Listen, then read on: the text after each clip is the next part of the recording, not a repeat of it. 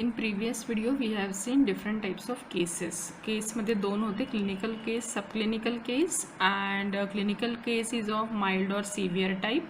But clinical आणि सब क्लिनिकलमधलं जास्ती dangerous कोणते होते? सब क्लिनिकल केसेस, कारण की त्यांच्यामध्ये रेकग्नायझेबल सिम्पटम्स नव्हते. नाव carrier.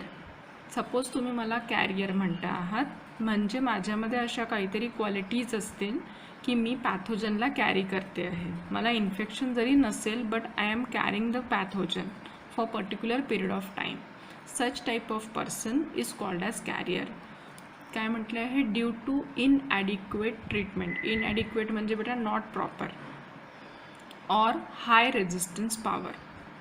Person possesses pathogen without showing any symptoms. म्हणजे त्या पर्सनच्या बॉडीमध्ये पॅथोजन तर आहे, पण माझा रेजिस्टन्स पॉवर चांगला असल्यामुळे मी त्या पॅथोजनला डिसीज कॉज नाही करू देते आहे. डिसीज कॉज नाही केला म्हणजे आपल्याला सिम्पटम्स दिसतील का? सिम्पटम्स दिसणार नाही.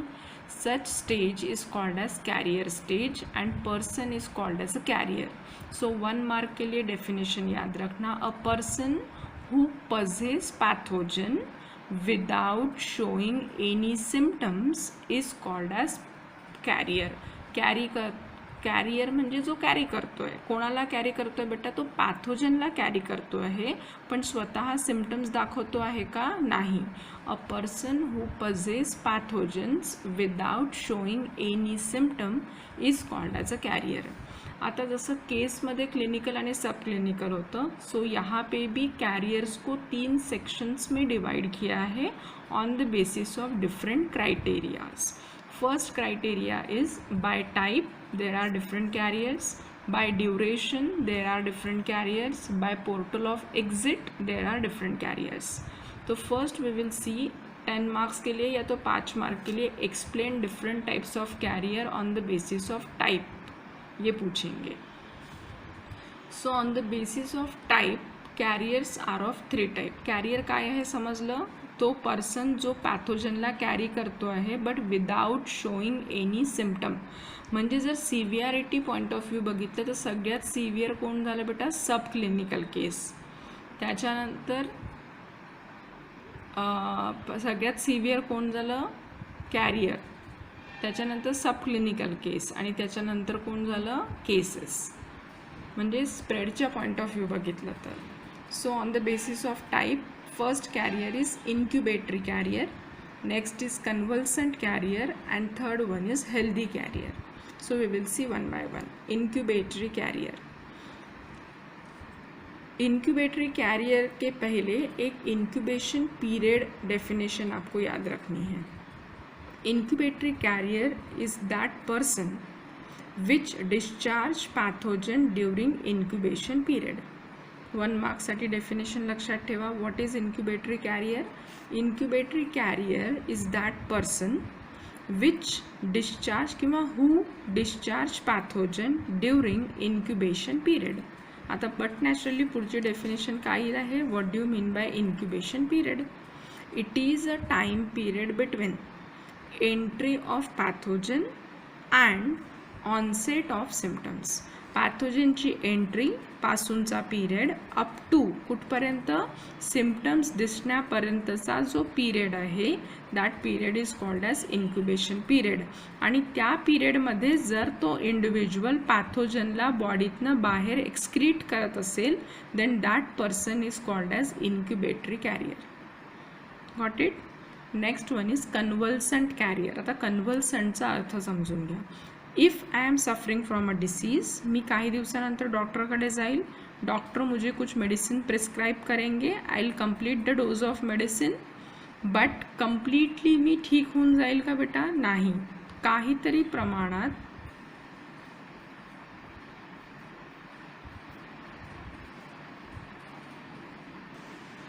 काहीतरी प्रमाणात माझ्यामध्ये 1-2 तरी पॅथोजन्स राहू शकतात. बरोबर? म्हणून इथे एक सेंटेन्स म्हटलं आहे, clinical recovery.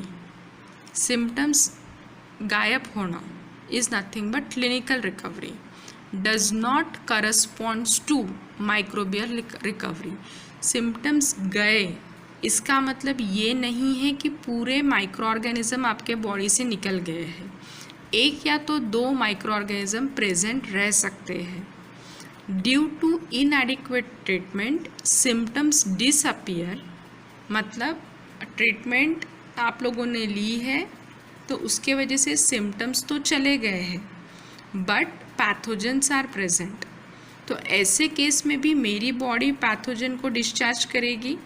Such type of carrier is called as convalescent carrier, जो सबसे आखिरी के स्टेज में आता है इन्फेक्शन के। अपन ने देखा था स्टेजेस ऑफ इन्फेक्शन में convulsant phase is the last phase, जहाँ पे ठीक होने के बाद भी अगर कुछ एक दो पैथोजेंस बचते हैं तो वो कौन सी फेज रहेगी? कन्वल्सेंट। यहाँ पे स्टेटमेंट क्या याद रखोगे? Clinical recovery does not corresponds to microbial recovery. इसका मतलब समझा? सिम्टम्स अगर चले भी गए हैं उसका मतलब ये नहीं है कि माइक्रो ऑर्गेनिज्म भी चले गए हैं। हो सकता है मेडिसिन लेने के वजह से symptoms disappear but pathogens are present.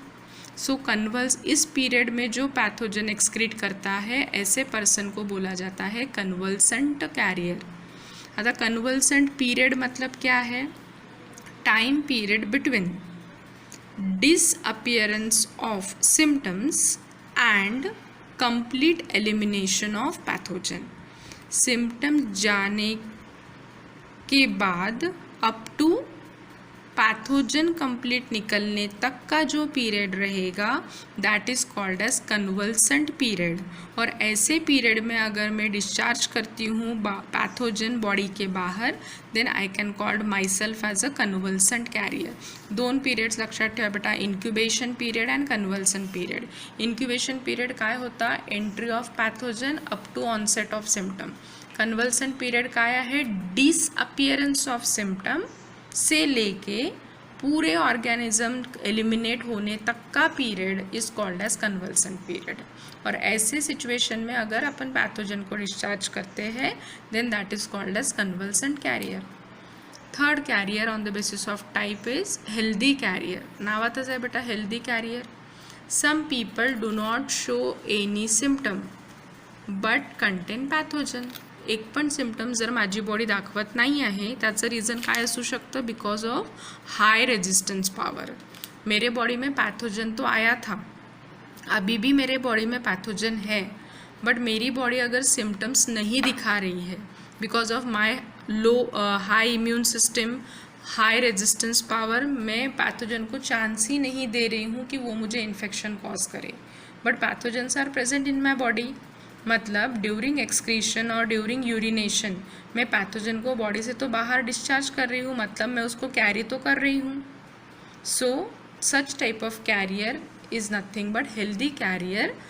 वो पर्सन जो कोई भी सिम्टम्स नहीं दिखाता है बट पैथोजन को कैरी करता है, it is called as healthy carrier. So this is on the basis of type incubatory carrier, convalescent carrier and healthy carrier. Next one is on the basis of duration. कब तक वो pathogen अपने body से discharge होगा उस हिसाब से carriers are of two types, temporary carrier and chronic carrier. Chronic का मैंने डिस्क्रिप्शन बताया था अक्यूट और क्रॉनिक इन्फेक्शन में। क्रॉनिक मतलब बहुत सालों तक, टेम्परेरी मतलब थोड़े देर के लिए। Temporary carrier are those persons which discharge pathogen for short period of time. थोड्याच वेळासाठी जे पर्सन्स पॅथोजनला बॉडीमधनं डिस्चार्ज करतात they are called as temporary carriers. Chronic carriers काय राहतील? Which discharge pathogen for infinite period of time through out the life, जे बॉडीमधनं पॅथोजनला discharge करत असतात. आता थ्रू आउट द लाईफ ते डिस्चार्ज करतील बेटा, पण थ्रू आउट द लाईफ ते कंटिन्युअसली करतात आहे की इंटरमिटेंटली करतात आहे? Depending upon that two types of chronic carriers are there, intermittent chronic carrier and continuous chronic carrier. नाम में ही दिया है intermittent मतलब they discharge pathogen intermittently, 2 महिन्यानंतर, 4 महिन्यानंतर, 6 महिन्यानंतर, but throughout the life because it is a chronic. Then continuous chronic carrier, these persons discharge pathogen continuously but throughout the life without any type of time interval. So this is about by duration we can classify different types of carriers by duration. पहिलं होतं by type on the basis of incubatory, convalescent and healthy. Then by duration two types, temporary carrier and chronic carrier. Chronic मध्ये दोन types होते, intermittent chronic carrier and continuous. तिसरा आहे on the basis of portal of exit. Carriers कोणत्या कोणत्या टाईपचे आहे on the basis of portal of exit. Portal of exit म्हणजे बॉडीमधनं पॅथोजन बाहेर कोणत्या रूटने निघतील. Depending upon that carriers are of three types, intestinal carrier, urinary carrier and respiratory carrier. If I am suffering from gastrointestinal tract infection तर माझ्या बॉडीतनं म्हणजे मी carrier म्हणून ॲक्ट करते आणि गॅस्ट्रोइंटेस्टिनल ट्रॅक इन्फेक्शन आहे तर बॉडीमधनं पॅथोजन बाहेर कसे निघतील, but naturally through faecal matter. इसका बेस्ट एग्जाम्पल याद रखना typhoid. If I am the carrier of urinary tract infection तो पैथोजन के लिए पोर्टल ऑफ एग्जिट क्या रहेगा, urine. If I am suffering from urinary tract infection. So intestinal carrier, urinary carrier and third one is respiratory carrier. If I am suffering from common cold और TB मतलब it is a respiratory tract infection or COVID-19 respiratory tract infection. At that situation, pathogens are discharged along with nasopharyngeal secretion. Running nose, नाकामधनं जे पाणी गळत असतं, that is called as nasopharyngeal secretion. So in that case we can act as a respiratory carrier. For example, TB हो गया, bronchitis, pneumonia, asthma, and very recently our COVID-19. Under that situation person क्या करके act करते हैं, respiratory carrier. So these are the types of carrier on the basis of three different criteria: by type, by duration and by portal of exit. By type में तीन पढ़े थे, incubatory, convalescent and healthy. by duration में दो पढ़े थे, temporary and chronic. chronic मध्ये दोन होते, intermittent and continuous.